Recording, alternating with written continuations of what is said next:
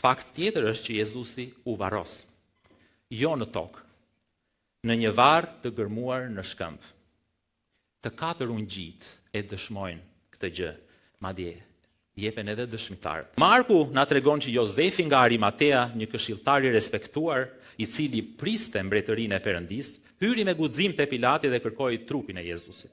Dhe Pilati u çudit që Jezusi kishte vdekur, dhe thiri centurionin dhe e pyeti nëse kishte vdekur para shumë kohe.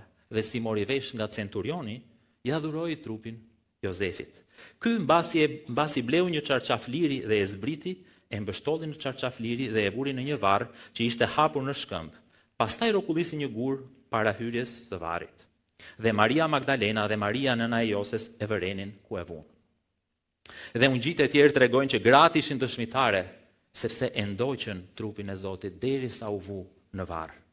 E pan varrin dhe mënyrën se si ishte vënë trupi i Jezusit, tregojnë ungjit.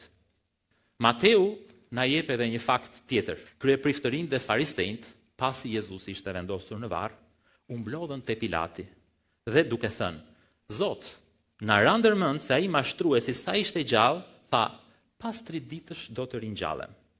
Prandaj urdhëroi që varri të ruhet mirë deri ditën e tretë, se mos vinë dishepujt e tij natën, ta vjedhin trupin dhe t'i thonë popullit: u ringjall prej së vdekurish. Kështu mashtrimi i fundit do të ishte më i keq se i pari. Por Pilati u tha atyre: rojen e keni, shkoni dhe siguroni varrin si të dini. U dha lejen.